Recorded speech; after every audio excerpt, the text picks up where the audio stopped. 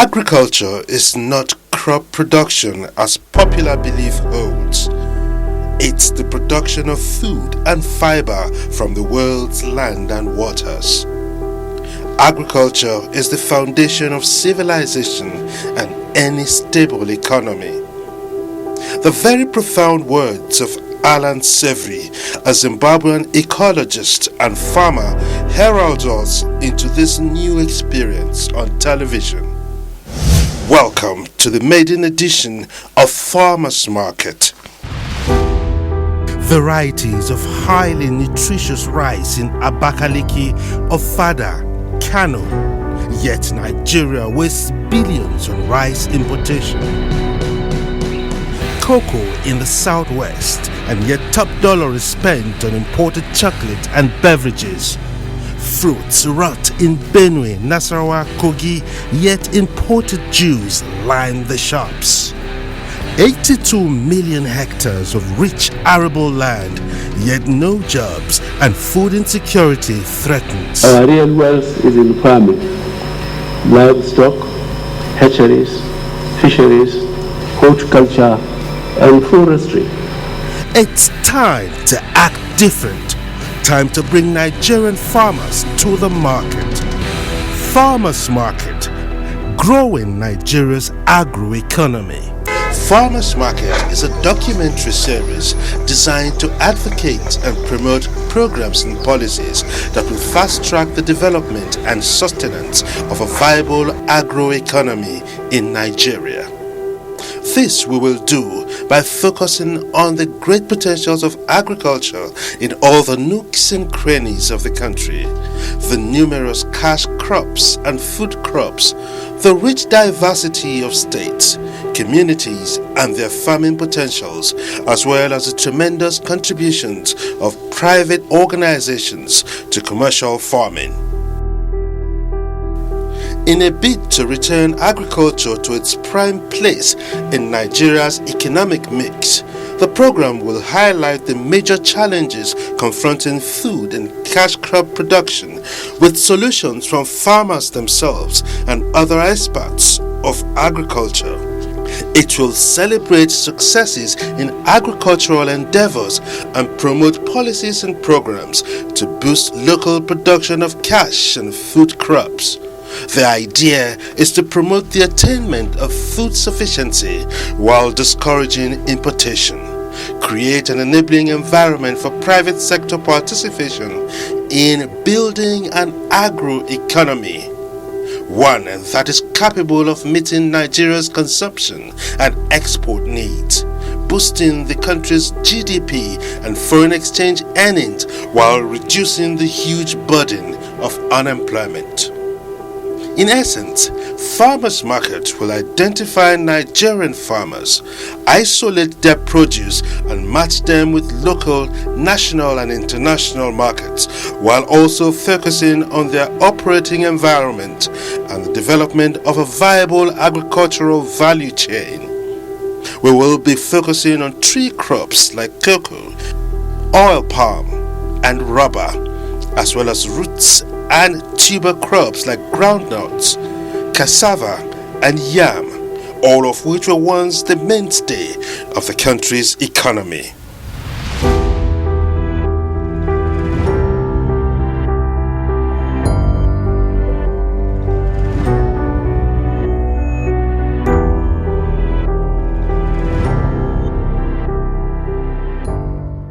Nigerians who are old enough to know look back with regret at the undue emphasis placed on oil as a revenue earner to the detriment of agriculture, which has the potential not only to create jobs but also guarantee food security.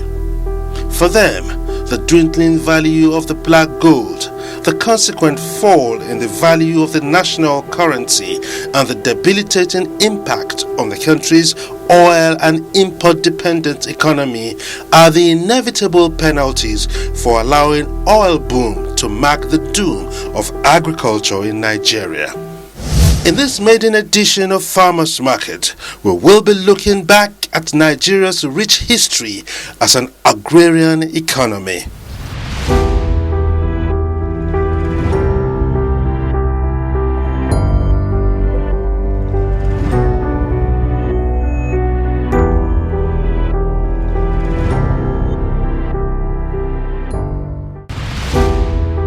varieties of highly nutritious rice in Abakaliki, Ofada, Kano. Yet Nigeria wastes billions on rice importation. Cocoa in the southwest, and yet top dollar is spent on imported chocolate and beverages. Fruits rot in Benue, Nasarawa, Kogi, yet imported juice line the shops. 82 million hectares of rich arable land, yet no jobs, and food insecurity threatens. Our real wealth is in farming, livestock, hatcheries, fisheries, horticulture, and forestry. It's time to act different. Time to bring Nigerian farmers to the market. Farmers Market, growing Nigeria's agro-economy. Agriculture has always been intricately linked with the lives of the Nigerian people and the economy of the country. All national symbols celebrate the importance of agriculture to the country. For instance, the black shield on Nigeria's coat of arms and the green and white band on it represent the country's expanse of rich fertile soil, while the two green vertical stripes of the Nigerian flag represent natural resources, meaning agriculture, rich forests, vast land for cultivation, and the favorable climate for livestock production. Nigeria is richly endowed with agricultural resources. Of the country's 91 million hectares of land, only about 9 million is non-arable soil. 18 million of that is classified as permanent pasture, ideal for livestock production. The country's diverse climate, from the tropical areas of the coast to the arid zone of the north, makes it possible to produce virtually all agricultural products that can be grown in the tropical and semi-tropical areas of the world. Nigeria is so blessed with enormous natural resources that no Nigerian should be allowed to go hungry. Nigeria is blessed with abundant land. We have a lot of water, and the climatic conditions and even the agronomic conditions, the fertility of the soil is such that we can grow a variety of crops. So there is a lot of variety here, right from the mangrove forest in the south down to the Sahel and semi-desert areas in the north. We can grow practically anything we want to do. We are even able to grow temperate crops in the plateau, in the Mambila, and so on and so forth. So really, in terms of variety and in terms of the right conditions for agriculture, we do have it here. In the southern part of Nigeria, where rainfall is the heaviest and the dry season is relatively short, root crops like cassava, yams, cocoyams, and sweet potatoes are the staples. The main cash crops in these parts are tree crops like cocoa, oil palm, and rubber. The northern part of the country lies mostly in the Sudan savanna and the arid Sahel zone. In these parts, rainfall is less than 25 millimeters and dry season is between 5 and 7 months long. The staples here are millet, cowpeas, and guinea corn. Corn and rice are also cultivated here. Cotton and groundnut are the North's main cash crops. The Middle Belt, which is often regarded as the food basket of the nation, produces staples such as yams, sorghum, millet, cassava, cowpeas, corn, and rice. The most significant commercial crop of the Middle Belt is sesame or Beni seed. Until Nigeria ramped up commercial exploitation of oil in the mid-1960s, cocoa and groundnut were the country's major foreign exchange earners. The records are there. In the past, Nigeria had 3 regions: the north, the south, and the east. All of them, they are synonymous to each crop. Groundnut pyramids is noted to the north. Cocoa, coffee is noted to the southwest. Palm oil, plantain, banana is noted to the east.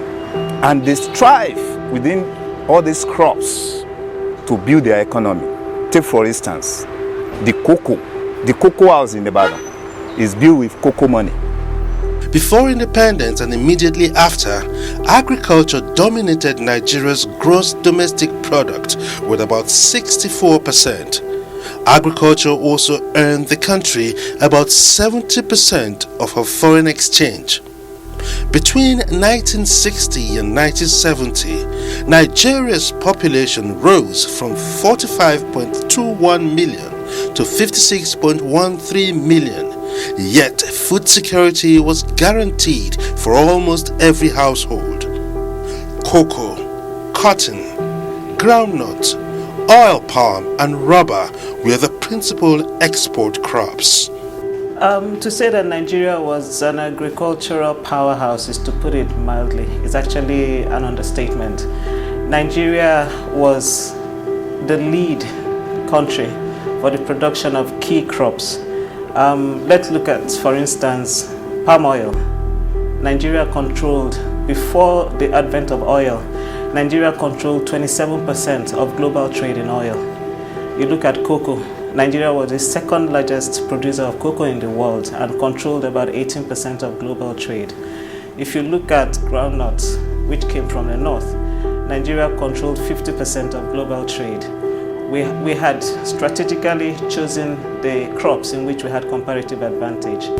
Cocoa production was so successful that the 1950s and 1960s were described as decades of glory for cocoa.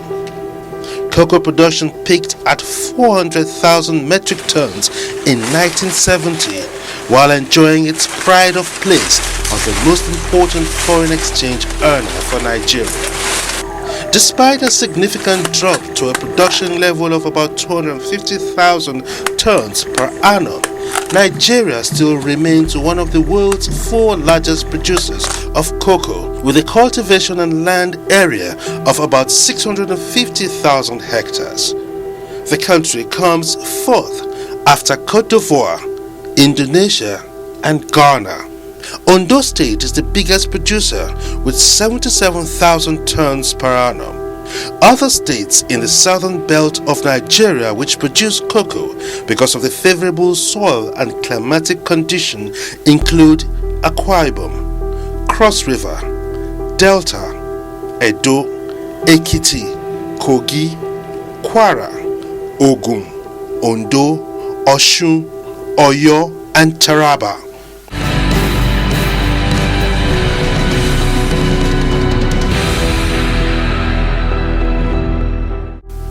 Nigeria has been producing cotton in commercial quantity since the colonial era.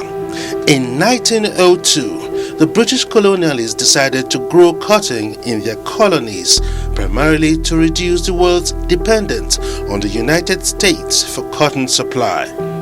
Production began in 1903. In the golden era of this industry between 1985 and 1991, the sector had an annual growth of 65% and employed over 350,000 people in about 180 textile mills. Cotton is grown mainly in northern Nigerian states of Borno, Bauchi, Gombe, Sokoto, Zamfara, Katsina, Kaduna, Kano, and Jigawa. Southern states like Ondo, Oyo, and Ogun also grow cotton. The popular groundnut pyramids of northern Nigeria have remained a major symbol of Nigeria's agricultural prowess. From independence till 1972, Nigeria was consistently Africa's largest producer and the world's largest exporter of groundnut, which was the country's second highest foreign exchange earner after cocoa.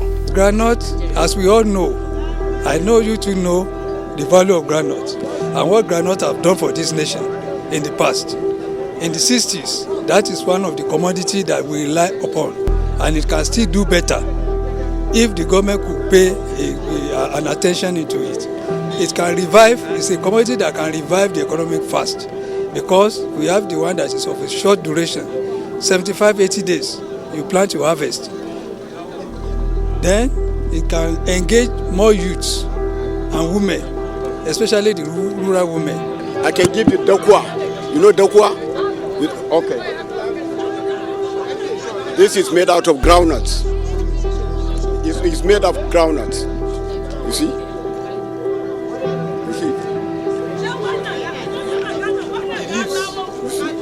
Serve as animal feed. Yes. So usefulness is nothing is waste in groundnut. From the root, from the nut to the leaves, everything is useful.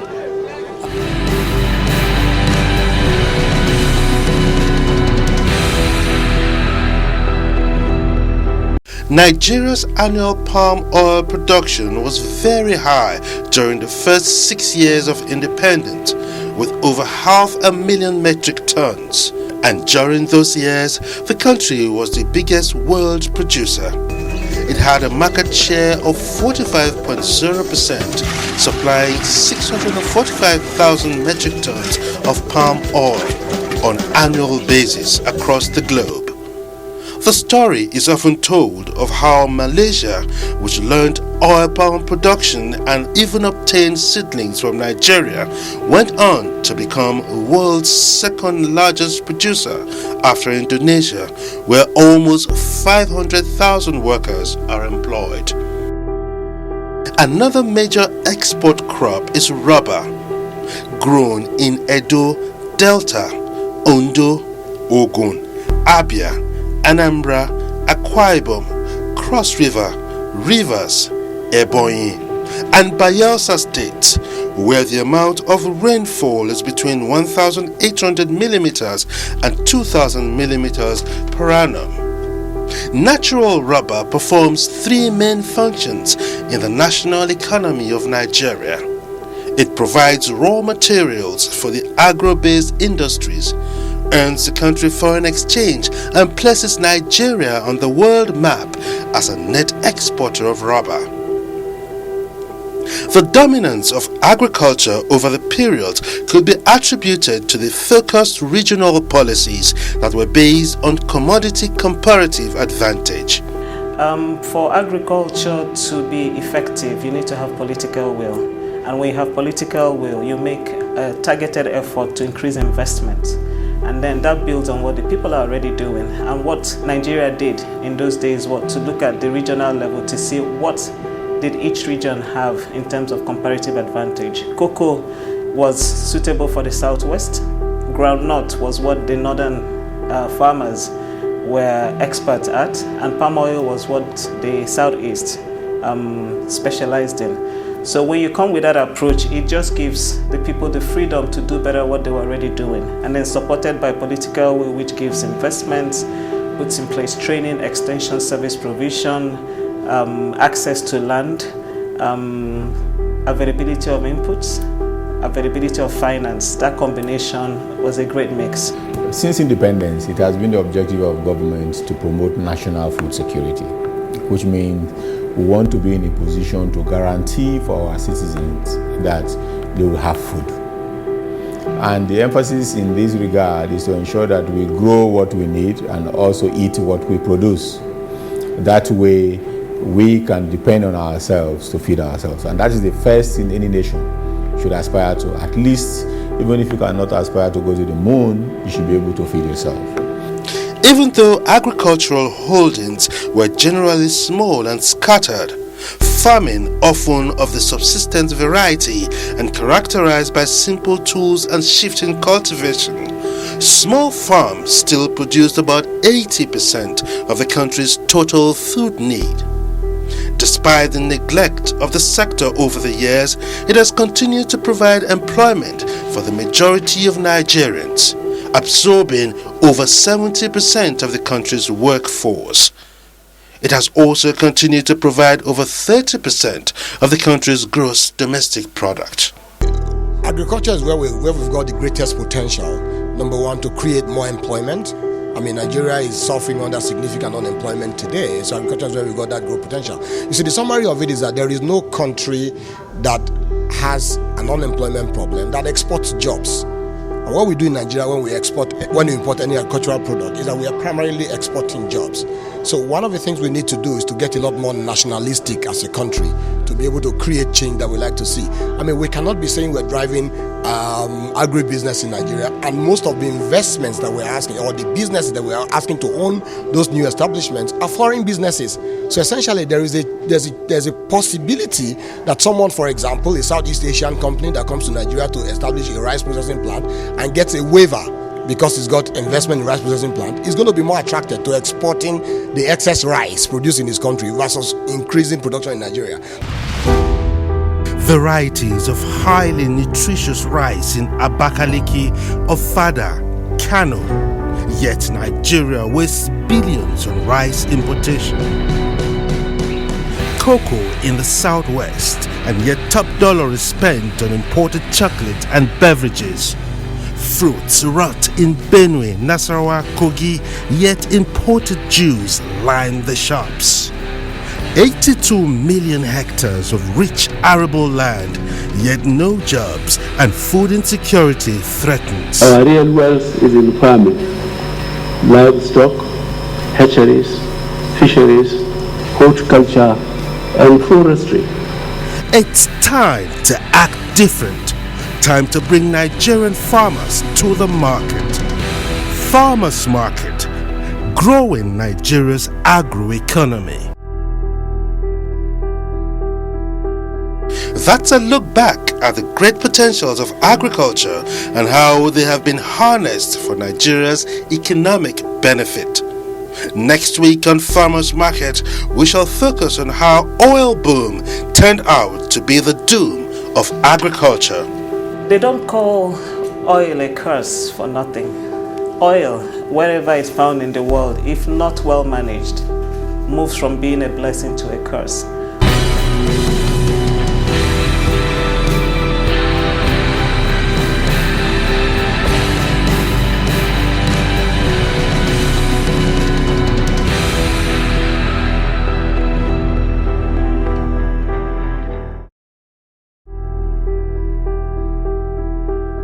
You can be a part of this economic paradigm shift too. Let's identify our agricultural potentials across the country. Let's celebrate our successes.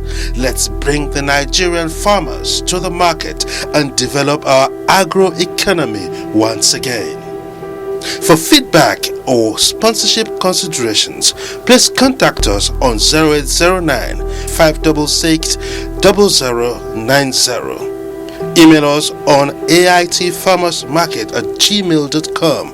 Follow us on Twitter and like our Facebook page. Farmers Market returns same time, same station next week. Thanks for watching.